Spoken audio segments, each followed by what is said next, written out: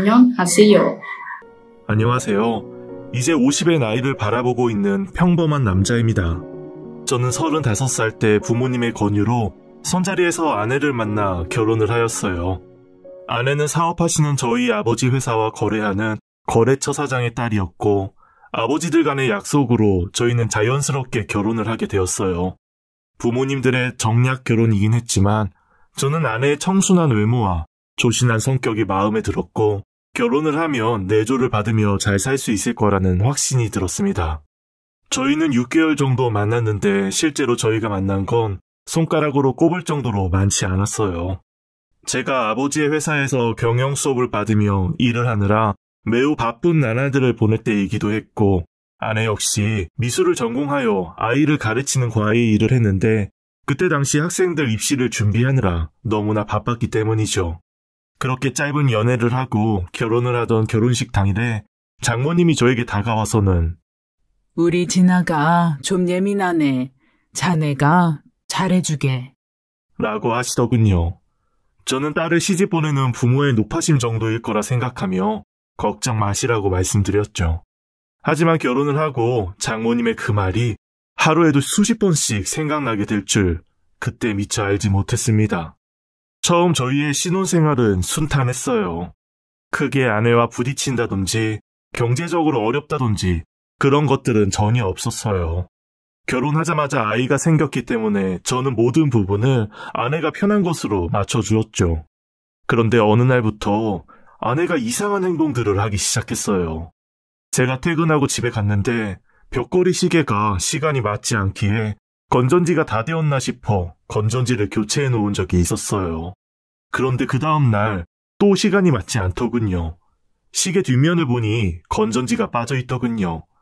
이 집에 사는 사람이라고는 아내와 저뿐인데 이게 무슨 일인가 싶었죠. 여보, 당신이 시계 건전지 빼놨어? 네, 찔깍거리는 소리가 거슬려서요. 저는 아내가 예민하다고 생각했지만 그림 그리는 일, 그러니까 예술하는 사람이라 그런가 보다 생각했습니다. 더구나 아내는 집에 화실을 두고 몇 명의 아이들을 가르쳤기 때문에 집이라는 곳이 일의 현장이기도 했고, 그래서 더욱 환경에 민감할 수 있겠다 싶어 단순하게 넘어갔던 것 같아요. 그런데 저의 손목시계까지 손수건에 싸서 화장대 서랍 안에 넣어두는 것을 보고서는 좀 이상하다 싶었어요. 손목시계에서 나는 소리가 커봐야 얼마나 크겠냐 싶었지만 아내는 밤에 잘 때 들리는 작은 소리도 싫다고 하더라고요. 뿐만 아니라 아내는 불을 다 끄고는 잠을 잘 수가 없어서 늘 스탠드를 켜놓고 잤어요. 저는 몇십 년간 살아오던 패턴을 한 번에 바꾸기 힘들겠다 싶어서 아내의 취향을 존중해 주었습니다. 그러던 어느 날, 그날은 제가 일정이 취소가 되어 집에 일찍 들어간 날이었어요. 집에 들어섰는데 한 학생이 울면서 뛰쳐나가더군요. 제가 놀라서 무슨 일이냐고 물었더니 선생님이 좀 이상하신 것 같아요. 저 너무 무서워요. 집에 갈래요. 하고는 그대로 나가버렸습니다. 이게 무슨 일인가 싶어 아내가 있는 화실로 들어가는데 바닥에 온통 붓이며 미술 도구들이 널브러져 있었고 아내는 멍하니 창밖을 보고 있었어요. 그리고 저는 이해할 수 없는 이상한 것을 보았어요. 도화지 위에는 어떤 그림이 그려져 있었는데 그 위로 검은색으로 낙서하듯 막 칠해져 있었습니다. 저는 그림에 대해서는 완전히 문외한이었지만 그런 제가 봐도 검은색으로 칠한 것이 정상적으로 보이진 않았어요. 여보, 무슨 일이야? 혼자 있고 싶어요. 당신 요즘 너무 예민한 것 같아. 무슨 고민 있어? 아내는 넋이 나간 사람처럼 그렇게 창밖만 보고 서 있었습니다. 나중에 그 학생 엄마가 저희 집으로 찾아와서 환불을 요구하며 따지는 것을 들어보니 아이가 그림을 그리고 있는데 아내가 갑자기 화를 내면서 아이의 그림을 망가뜨렸다고 하더군요. 저는 단 한 번도 아내가 화를 내거나 언성을 높인 것을 본 적이 없었기에 아내가 그런 행동을 했다는 것이 믿기지 않았습니다. 연애할 때도 아내는 늘 제 말에 순종적이었어요. 먹고 싶은 것도 가고 싶은 것도 다 제가 원하는 대로 따라주었고 의견을 물어도 늘 당신이 하고 싶은 대로 해요. 라며 수동적으로 대했죠. 그때는 아내의 그런 모습이 결혼하면 큰 싸움 없이 내조 잘하며 그렇게 잘 살겠다 싶었어요. 사실 아내 전에 만난 여성들은 자기한테 맞춰주지 않으면 토라지거나 화를 내거나 해서 그런 연애에 제가 많이 지쳐있기도 했고요. 그런데 그런 아내가 소리를 지르며 화를 냈다니 믿기지가 않았죠. 제가 모르는 아내의 모습이 있었던 걸까요? 그래도 저는 아내가 임신을 해서 예민한 거라고 생각하며 임산부에게 좋다는 음식이며 태교에 좋다는 것들도 챙겨주며 아내를 다독여 주었습니다. 그렇게 아내가 딸아이를 출산했어요. 저희는 신혼여행을 다녀온 후 바로 아내가 임신했다는 것을 알았어요. 일명 허니문 베이비였죠. 아내가 임신했을 때는 임신 중이라 예민한 것이라 여기며 이해했는데 출산 이후 아내는 점점 더 예민해져 갔습니다. 딸아이가 태어나고 유독 딸아이를 꽁꽁 싸매고 누구에게도 잘 안 보여주려고 했어요. 아이를 데리고 밖에 나가면 지나가는 사람들이 예쁘다고 쳐다보는 것도 싫어했고 누군가 말이라도 걸면 상대방이 민망해할 정도로 아이를 품 안에 안고 등을 돌려버렸죠. 저희 부모님께서도 손녀가 보고 싶어 집에 온다고 하면 아내는 극도로 싫어했고 아직 아이가 어려서 면역이 걱정된다며 핑계로 자주 오시지 못하게 했어요. 남들은 친정에 며칠씩, 몇 달씩 몸조리하러 아이를 데리고 간다는데 아내는 절대 친정도 가지 않았습니다. 아이가 태어나고 더욱더 예민해져가는 아내 때문에 저희는 싸움이 끊이질 않았고 저는 서서히 지쳐가고 있었습니다. 그러다 아내의 예민함은 결벽증 증상까지 이어졌어요. 제가 화장실에서 나오면 바로 들어가서 화장실 물 청소를 하고 바닥물이 다 마를 때까지 화장실을 못 쓰게 했습니다. 늘 집에만 있는 아내는 퇴근하고 돌아오는 저에게 현관 입구에서부터 살균 스프레이를 뿌려댔고 딸 아이를 만지지도 못하게 했어요. 제가 회식으로 술이라도 먹고 오는 날이면 저더러 집에 들어오지 말라면서 집에 비밀번호를 바꿔놓기도 했죠. 아니, 술을 먹었다고 밖에서 자고 오라는 게 말이 돼? 그러게, 왜 술을 먹어요? 그래서 지금 나더러 어디서 자고 오란 말이야? 호텔에서 자든지 당신이 알아서 해요. 술 먹고는 이 집에 절대 못 들어오니까. 저는 정말이지 황당한 기분이었습니다. 어디까지 아내를 이해해야 할지 너무 화가 났죠. 그리고 급기야 저희는 각방까지 쓰게 되었습니다. 저는 정말 이대로는 안 되겠다 싶어서 아내와 이야기를 해보려 아내의 화실로 갔습니다. 아내는 딸아이 방에 있는 건지 화실에 없더군요. 돌아서 나오려고 하는데 여러 그림들이 눈에 들어왔어요.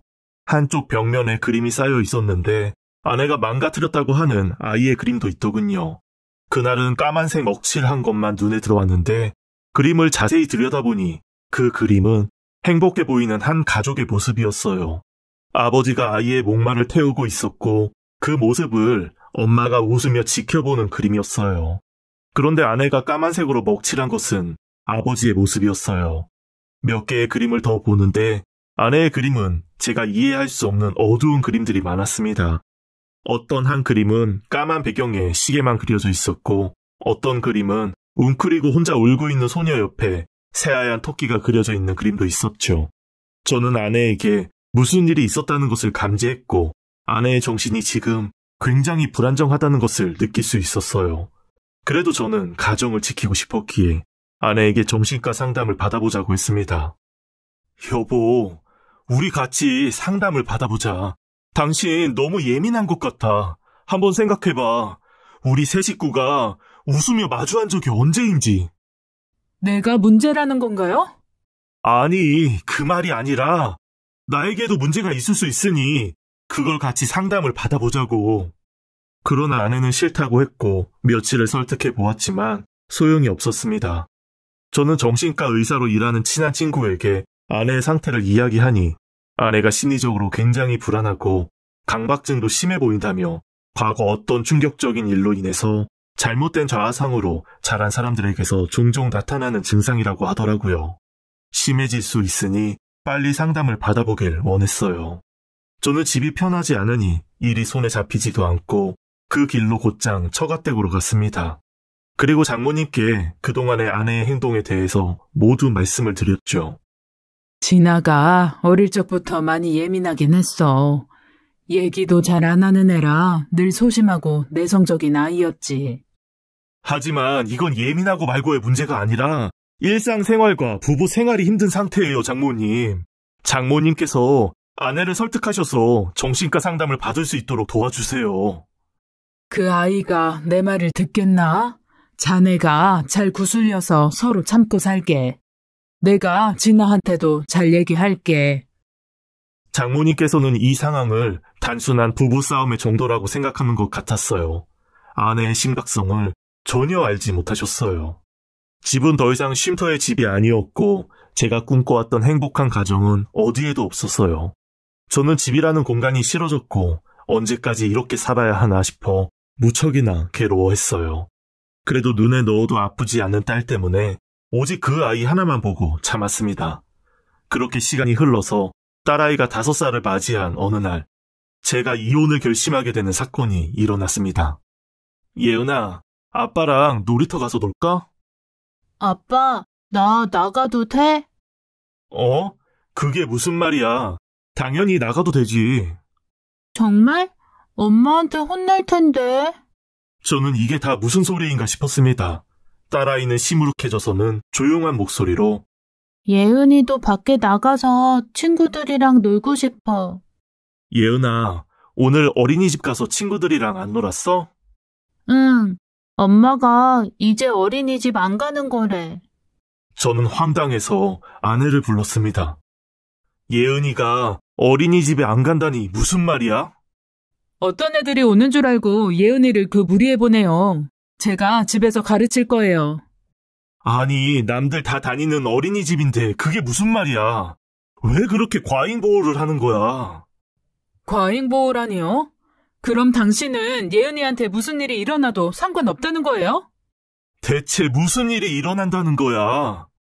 예은이는 제가 알아서 키울게요.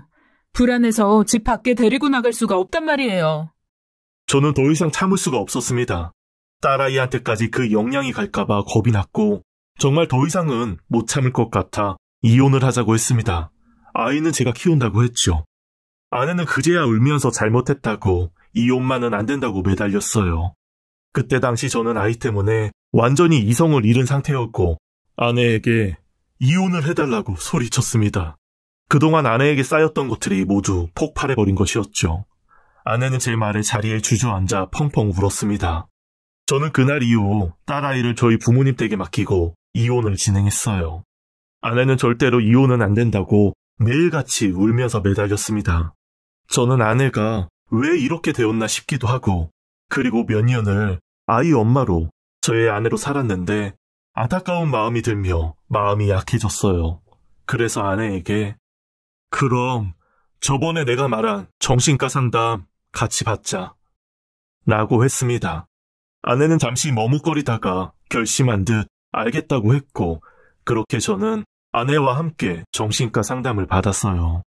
의사 선생님은 아내가 자기만의 공간에서 빠져나오지 못하고 있다고 했어요. 상담을 하는 내내 아내는 의사가 묻는 말에 대답을 잘하지 못했고 그냥 눈물만 흘렸어요. 열쇠가 본인 손에 있으니 그 열쇠로 자물쇠를 열고 나와야 한다고 했지만 아내는 끝내 마음을 열지 않았습니다. 그래서 결국 체면 치료를 하기로 했고 저는 충격적인 사실을 알게 되었습니다. 아내는 고등학교 1학년 때 아버지로부터 몹쓸 짓을 당했다고 했습니다. 아내의 아버지는 어머니와 재혼한 새아버지였는데 고등학교 1학년 때 몹쓸 짓을 당하고 아무에게도 말 못한 채 혼자서 힘들어했다고 했어요. 캄캄한 밤이 되면 새아버지가 자신의 방에 들어왔다고 합니다. 자고 있다가 소주 냄새가 나서 눈을 떠보니 새아버지가 서 있었다고 했어요. 아직도 그 소주 냄새가 코끝에 남아있다면서 아내는 또 울었습니다. 적막한 공간에 시계 소리만 났고 아내는 초를 세며 빨리 시간이 흘러가길 바랬답니다. 울면서 오열하는 아내를 보며 저는 다리에 힘이 풀려 함께 울었습니다. 어떤 날은 아내가 키우던 토끼가 죽어서 너무 슬퍼하고 있는데 새아버지가 방에 들어와 나지막히 말했답니다. 어젯밤 있었던 일을 누구에게라도 말하면 너와 네 엄마도 이렇게 된다고요. 아내의 화실에 있었던 검은색 배경의 시계 그림만 덩그러니 있던 그 그림이 생각났습니다. 그리고 어둠 속에서 울고 있던 한 소녀와 함께 그려져 있던 토끼 그림도 떠올랐어요. 아내가 시계 소리에 민감하게 반응했던 것도 제가 술을 먹고 들어오는 것을 싫어했던 것도 모든 것에 예민하게 군 것들이 퍼즐처럼 왜 그랬는지 알게 되면서 저는 감당할 수 없는 충격과 슬픔이 몰려왔어요. 지금 글을 쓰고 있는 이 순간도 그때를 생각하면 숨이 멎을 듯이 가슴이 아픕니다. 처음으로 지우고 싶은 과거를 꺼낸 아내는 너무 많이 울고 힘들어해서 첫날의 상담은 길게 하지 못했어요. 집으로 돌아가는 길에 아내는 아무 말도 없었고 저 역시 아내가 겪었던 그 사실을 받아들이기 쉽지 않았어요. 저는 아버지께 아내와 마지막으로 회복을 위해 끝까지 애써보고 싶다고 말씀드리고 당분간 회사를 쉬게 되었습니다. 그때부터 저는 아내의 회복을 위해서 오로지 모든 시간을 쏟아부었어요. 상담이 이어졌고 아내는 그동안에 숨겨놓은 이야기들을 하나둘씩 꺼내놓았어요. 그리고 점점 더 저에게도 의지를 하며 진심으로 고마워했죠. 아내는 학창시절 유일하게 그림을 그리는 것이 전부였다고 했습니다. 마치 자신은 저주받은 인생처럼 느껴져 또래 친구들과는 어울리지 못했다고 했어요. 친구 이야기들은 전혀 다른 세상 이야기들로 들렸고 친구들이 아내에게 고민이라도 얘기하면 속으로 아니, 저게 고민이라고? 라는 생각이 들었답니다. 핸드폰을 바꾸고 싶다든지 용돈을 올려줬으면 좋겠다든지 옆 학교 농구부 오빠가 좋다든지 친구들의 이런 고민들이 아내에게는 너무나 아무것도 아닌 것처럼 느껴졌다고 해요. 아내는 그때 당시 신은 정말로 존재하는 건지 나는 왜 태어났는지 그런 게 고민이었다고 합니다. 한 번은 그런 고민을 친구에게 말했는데 그 다음날 아내는 학교에서 왕따가 되어 있었대요. 아내는 그때부터 절대로 자신의 속마음을 이야기하지 않았다고 합니다. 고등학교 2학년을 올라갈 무렵 아내는 기숙사가 있는 학교로 전학을 가게 되었는데 그때 아내는 알았대요. 엄마가 그 사실을 알고 있구나 라는 것을요. 아내는 친아버지가 세상을 떠나고 엄마와 둘이서 지하 단칸방에서 정말 어렵게 살았다고 해요. 그러던 중 엄마는 새아버지와 재혼을 하셨는데 너무나 어렵게 살았던 터라 재혼 후 따뜻한 집에서 따뜻한 밥을 먹을 수 있다는 것만으로도 너무 행복했었다고 하더군요. 처음으로 엄마가 웃는 모습을 보고는 지금 엄마의 행복을 깨트리고 싶지 않다라는 생각을 했답니다. 그러나 엄마는 재혼한 지 얼마 되지 않아서 암에 걸렸고 그때부터 투병 생활을 하셨대요. 그래서 아내는 더더욱 나 하나 입 다물면 아무 문제 없을 거야 라고 생각하며 그렇게 엄마에게조차 그 일을 말하지 못했다고 합니다. 자신의 몸 하나 돌보지 못하는 힘이 없는 엄마는 자신을 지켜줄 수 없다고 생각했던 것 같습니다. 참 미련한 사람. 저는 아내를 안고 많이 울었습니다. 그렇게 아내의 엄마마저 재혼한 지 1년 만에 암으로 세상을 떠났습니다. 현재 제가 알고 있는 장모님은 아내의 친엄마가 아니었던 것이었죠. 새아버지가 또 재가를 해서 새어머니를 맞이한 것이었어요. 그때 당시 20살이 된 아내와는 따로 살았고 서로 남처럼 지냈다고 해요. 아내는 전액 장학금으로 대학을 졸업 후 대기업 디자인실에 취업을 하였는데 새아버지가 어떻게 알고는 회사로 찾아왔었답니다. 아내는 그때를 생각하면 지금도 손이 벌벌 떨린다고 했어요. 잊고 살았다고 생각했는데 5년 만에 다시 만난 그 악마 앞에서 과거 숨겨두었던 모든 검은 비밀들이 펑하고 터지는 듯 했다네요. 자기 모습 뒤로 그 비밀들이 만천하에 공개되어 사람들이 모두 자기를 보고 수군거리는 것 같은 느낌이었다며 그때 너무 힘들었다고 했어요. 악마는 수시로 아내를 찾아와서 돈을 요구했고 아내는 비밀이 탄로날까 두려워 그때마다 그 돈을 해주었다고 했어요. 새아버지가 회사로 찾아오는 두려움이 너무 커서 아내는 결국 그 좋은 대기업을 관두고 아이들 과외하는 일을 했다고 합니다. 그러나 그때마다 어떻게 알았는지 아내 앞에 나타났고 긴 지옥 같은 시간들이었다고 했어요. 그러던 어느 날 새아버지와 새어머니가 찾아와서 선자리가 있으니 선을 보라고 했답니다. 남자 쪽 집에서는 친딸인 줄 알고 있으니 그렇게 알면 된다고 아내의 의사 따위는 없었고 아내는 또 그렇게 시키는 대로 선 자리에 나가서 그 자리에서 저를 만난 거였습니다. 아내의 새아버지는 저희 아버지 회사의 거래처 사장이었는데 아내를 빌미로 저희 집과 사돈을 맺고 싶었던 것이었죠. 몇 년을 남처럼 지낸 아내를 친딸이라고까지 속이면서요. 나중에 알고 보니 장인이라는 사람이 저희 아버지께 딸 자랑을 그렇게 많이 하고 사진까지 보여주면서 아까워서 시집도 못 보낸다는 말을 했다고 하더군요. 요즘 말로 완전 딸 바보처럼 행동했다고 합니다. 저희 아버지께서는 하나밖에 없는 아들이 일에 빠져서 30이 넘도록 장가를 못 가고 있으니 급한 마음에 손자리를 마련한 것이었고요. 아내는 결혼을 하면 이 지옥에서 벗어날 수 있을 것이라는 생각을 했다고 했어요. 하지만 이미 상처받은 몸과 마음으로 정상적인 결혼 생활을 할 수가 없었던 거였죠. 저는 믿을 수 없는 사실들 앞에서 정말 이를 바득바득 갈았고 인간의 탈을 쓰고 사는 그 악마들을 벌하고 싶었습니다.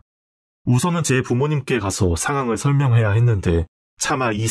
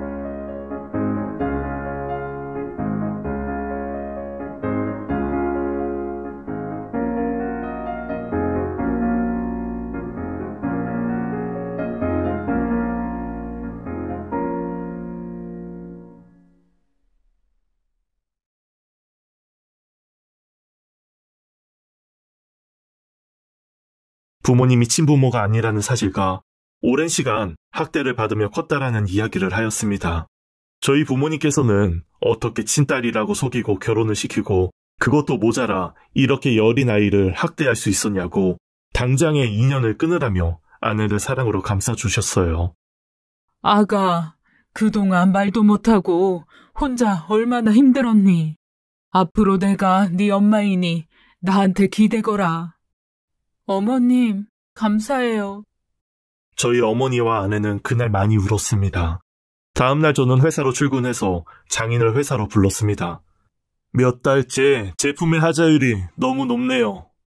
허허허, 물량을 맞추려고 쉴 새 없이 공장을 가동하다 보니 그렇다네. 자네가 이해 좀 해주게.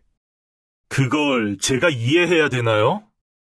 장인은 냉정한 저의 태도에 당황하고 화가 났는지 얼굴이 울그락불그락 하더군요. 저희 회사의 직원들도 있는 자리라 그들의 눈치를 보며 더욱더 당황해했죠. 하자 있는 제품들이 그대로 유통되면서 저희 회사 이미지만 안 좋아졌어요.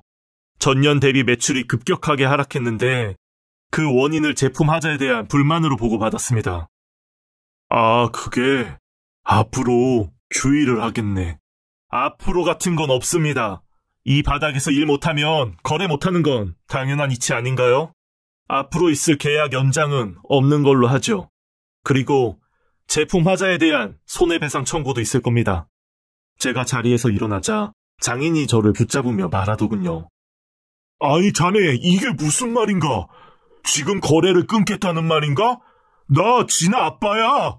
자네 장인이라고. 참 기가 막혀서 말이 안 나오더라고요. 직원들이 제 눈치를 보며 제 방을 빠져나갔고 저는 장인의 손을 뿌리쳤습니다. 이보세요. 인간의 탈을 쓰고 그렇게 뻔뻔하게 딸을 이용합니까? 그렇게 살면 지난 과거의 제가 다 없는 걸로 된답니까? 아니, 자네, 그게 무슨 말인가? 저는 장인 앞에 아내가 그린 그림들을 던졌습니다. 당신, 여리고 작은 소녀에게 어떤 더러운 짓을 했는지 기억하지? 장인은 자신의 잘못이 뜻밖의 사람들에게 드러나자 그 자리에 서서 손을 떨더군요. 두 번 다시 저와 아내 앞에 나타나지 마세요. 다시 한번 그 더러운 얼굴을 내밀 땐 그땐 제가 정말 어떻게 할지 모릅니다.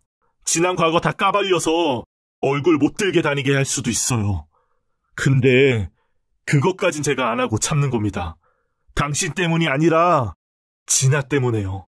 가해자는 이렇게 얼굴 들고 당당히 사는데 피해자는 매일을 고통 속에서 살고 있어요. 얼마나 많은 밤을 눈물로 보냈는지 알기나 아세요? 장인은 아무런 말도 하지 못했습니다. 내가 진아에게 무릎 꿇고 빌겠네. 이제 와서 그게 무슨 소용이 있겠어요. 아내에겐 당신에게 받는 사과보다 당신 얼굴 보는 게 더 힘든 일인데. 그날 이후 저는 장인의 회사와 거래를 끊어버렸습니다. 장모가 몇 번 회사로 찾아왔지만 저는 만나주지도 않았고 하루에도 수십 번씩 전화와 문자가 와서는 차단시켜버렸어요. 결국 저희 회사와 거래가 끊긴 것을 시작으로 품질에 대한 인식이 나빠져 다른 회사와의 거래도 차차 끊기기 시작하더니 마침내 장인의 회사는 부도가 났다고 하더군요. 그 사람들이 그것으로 죗값을 받았다고 생각하지 않았으면 좋겠네요. 아내가 당한 고통에 비하면 그건 아무것도 아니니까요. 저희 부부는 지속적으로 상담을 받았고 아내는 몰라보게 밝아졌고 많은 것들이 변했어요. 저로부터 사랑을 받고 있다는 것이 어떤 것인지 알게 되었다고 했어요. 저 역시 아내의 과거 상처를 보듬어주면서 무엇이 사랑인지 알게 되었어요. 그렇게 15년이라는 세월이 흘렀네요. 저희는 딸만 둘 가진 부부로 예쁘게 잘 살아가고 있습니다. 혹시나 이 사연을 듣는 분들 중에 과거의 상처로 힘들어하고 계신 분들이 있다면 힘내시라는 말씀을 꼭 드리고 싶습니다. 당신을 안아줄 사람들이 분명히 주변에 있을 거예요. 긴 글 들어주셔서 감사합니다. 지금까지 사연 읽어주는 남녀였습니다. 끝까지 함께 해주신 여러분 감사드리며 저희는 다음 사연으로 돌아올게요. 여러분의 소중한 댓글 참여 부탁드려요. 구독, 좋아요, 사연 공유는 저희에게 큰 힘이 된답니다. 사연이 재미있으셨다면 꼭 부탁드려요. 언제나 여러분의 하루가 평안하시길 기도하겠습니다. 늘 건강하세요. 감사합니다. 안녕하세요.